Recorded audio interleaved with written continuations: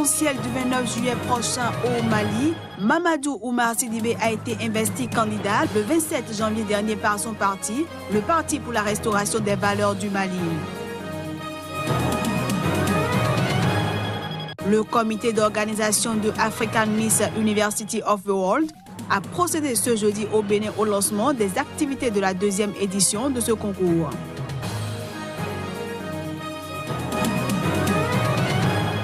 Et puis les administrateurs de la Ligue professionnelle de football du Cameroun ont décidé lors d'une réunion de suspendre les championnats de Ligue 1 et Ligue 2 pour défaut de moyens financiers.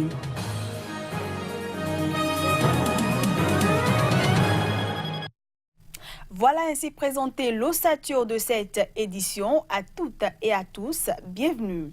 Les 4 missions de casque bleu les plus importantes de l'ONU vont devoir se serrer la ceinture un peu plus que les autres, et ce, en application du budget Opération de paix 2018-2019, adopté formellement ce jeudi par l'Assemblée générale des Nations unies, selon des diplomates. Ces 4 missions sont toutes en Afrique, notamment au Soudan du Sud, en République démocratique du Congo, au Mali et en Centrafrique. Le nouveau budget les affectera plus que d'autres. Notons que le budget précédent pour la période 2017-2018 avait été de 7,3 milliards de dollars. Ingénieur en informatique, Mamadou Oumar Sidibé est candidat à l'élection présidentielle du 29 juillet prochain au Mali. Investi candidat le 27 janvier dernier par son parti, le Parti pour la restauration des valeurs du Mali, Mamadou Oumar Sidibé est aussi le candidat de la coalition pour le renouveau politique, composée d'une centaine de partis politiques et d'associations dont est membre son parti politique. Alima Bentouré, notre correspondante au Mali, a signé ce portrait.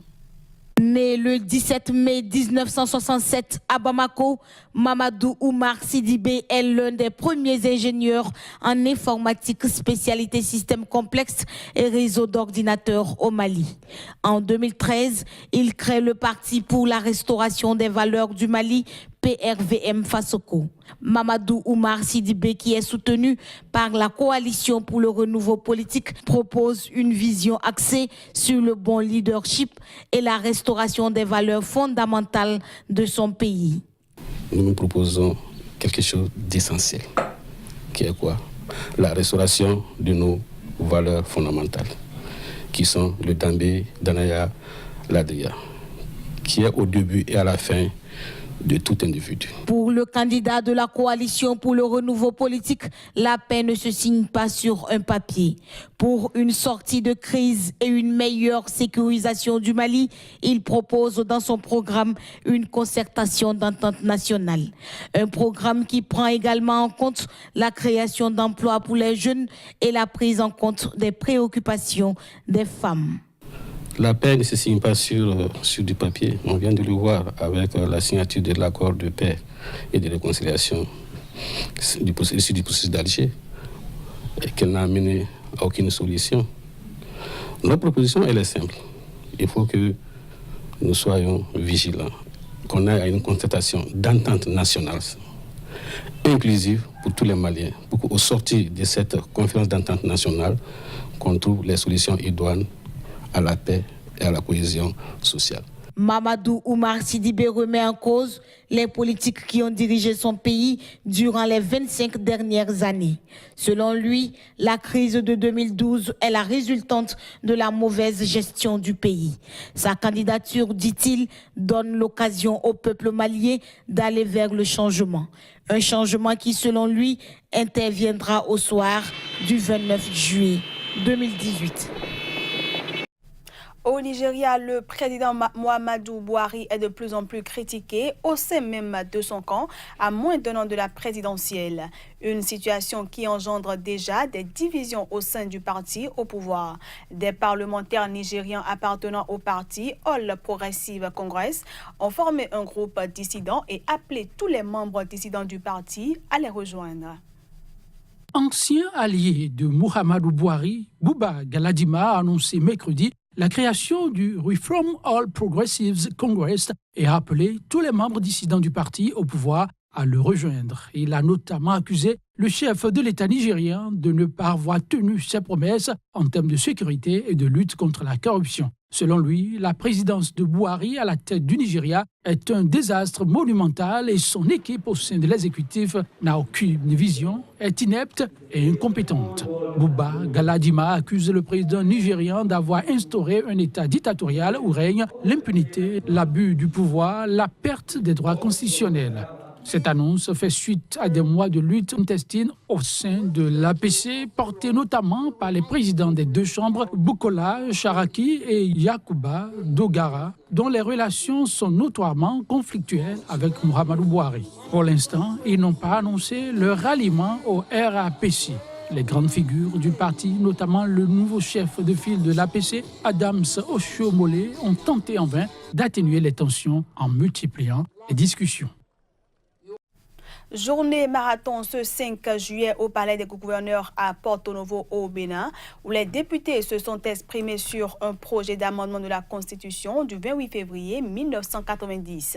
Après le vote pour la prise en compte de l'amendement de la Constitution introduit par des députés de la majorité parlementaire, les députés ont procédé au vote pour l'adoption du projet de révision de la Constitution.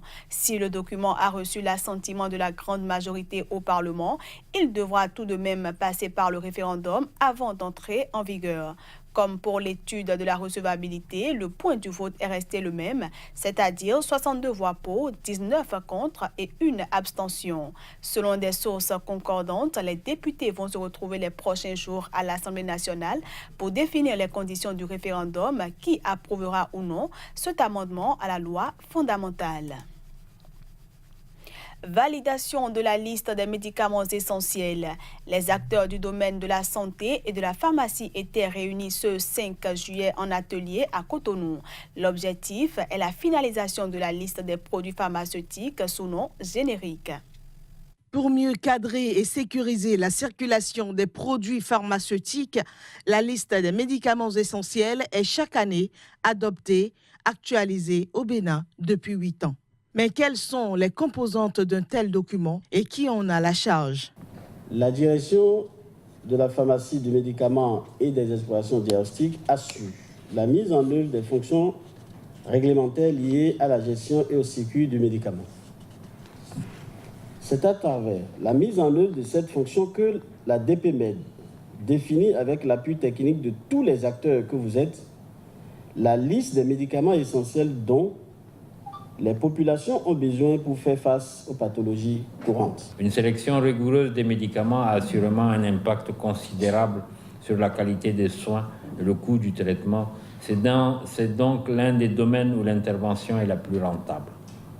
Raison pour laquelle le comité OMS d'experts sur la sélection et l'utilisation des médicaments essentiels s'efforce de mettre à jour tous les 2 ans la liste modèle des médicaments essentiels de l'OMS au profit des pays.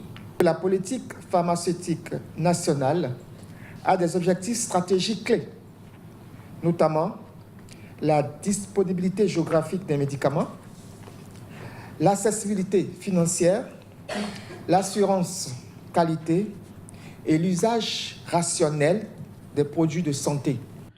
Cet outil basé sur la nouvelle liste modèle de l'OMS servira aux acteurs du système sanitaire comme guide, mais permettra aussi de lutter contre la circulation informelle des médicaments. Dans le cadre de la 2e édition du concours de beauté African Miss University of the World, le comité d'organisation était face aux hommes des médias ce jeudi à Cotonou. Occasion pour les membres du dit comité de lever un coin de voile sur les innovations de la 2e édition de ce concours qui se tiendra au Bénin. Apport de l'étudiante africaine face au défi de la construction d'un continent exemplaire, indivisible, fort et émergent. C'est le thème retenu dans le cadre de la 2e édition du concours de beauté African Miss University of the World qui se tiendra cette année au Bénin. La télé-réalité sera la grande innovation qui marquera cette édition. On n'a jamais vu un concours de Miss avec télé-réalité. C'est une première. Cette télé-réalité est parce que nous voulons montrer ce que l'on ne voit pas d'habitude. Alors, durant la télé-réalité, les candidats vont passer certes des concours, des mini-concours que vous verrez d'ailleurs, des débats panafricains et c'est selon tout ça qu'elles seront notées. Alors nous, on veut vous montrer la transparence dans la télé-réalité. On ne donnera pas les résultats lors de la télé-réalité. Donc les résultats seront lus lors de la soirée finale, comme les autres concours. Nous avons 20 candidates au total. Les finalistes, nous aurons au nombre de 5 candidates qui viendront du Bénin. La grande finale du concours de beauté African Miss University of the World se tiendra le 25 août 2018 au Stade de l'Amitié, Mathieu Kérékou. La Miss repartira avec un chèque de $5 000 pour le financement de son projet, une bourse d'études pour l'année 2018-2019 et d'autres lots. La prochaine édition d'African Miss University of the World se tiendra au Cameroun. Ce journal se poursuit. En France, le décès d'un jeune homme tué par un policier est source d'importants heurts. Ce jeudi, le Premier ministre français a fermement condamné les violences qui ont secoué plusieurs quartiers à Nantes. Édouard Philippe a promis la plus grande transparence sur les circonstances de cette mort à l'issue de l'enquête en cours. 11 personnes ont été interpellées à Nantes après une nouvelle nuit de violence. Celles-ci ont fait suite à la mort mardi soir d'un jeune homme de 22 ans originaire de Val d'Oise. Le drame est survenu lors d'un contrôle policier. Des bâtiments publics ont été endommagés, dont une bibliothèque et un commissariat, et une dizaine de commerces ont été incendiés. Une pharmacie a été détruite et au moins une quarantaine de véhicules ont été incendiés. Je voudrais d'abord exprimer ma condamnation la plus ferme sur cet agissement et sur cette violence. La justice est saisie, elle doit faire son travail avec rigueur, elle le fera avec rigueur, elle doit le faire dans la plus grande transparence car nos concitoyens souhaitent savoir exactement et légitimement ce qui s'est passé.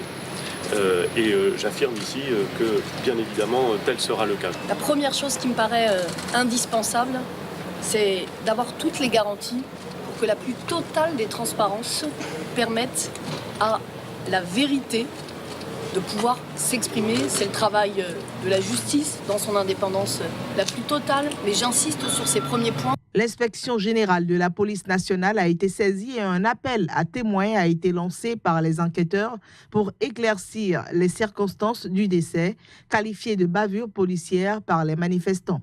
Les proches du jeune homme tué ont appelé au calme mercredi soir par la voix de leur avocat avant une marche blanche tenue jeudi.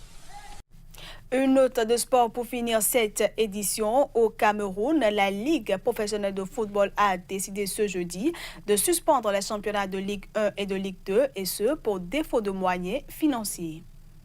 À un an de la Coupe d'Afrique des Nations, la Ligue professionnelle de football du Cameroun a décidé ce jeudi de suspendre les championnats de Ligue 1 et de Ligue 2.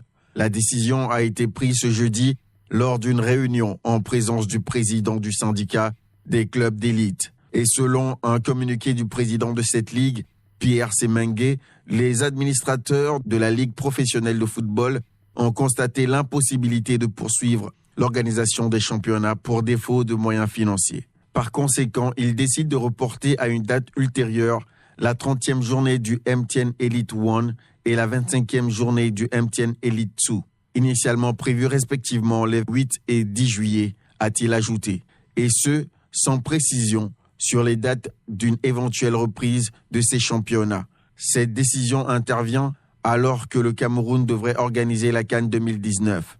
Même si le président de la Confédération africaine de football, Ahmad Ahmad, a reconnu qu'il y avait des retards dans les travaux des infrastructures qui doivent accueillir la compétition. Et voilà, mesdames, messieurs, c'est sur cette dernière information que nous mettons un terme à cette édition. Merci à tous d'avoir été des nôtres.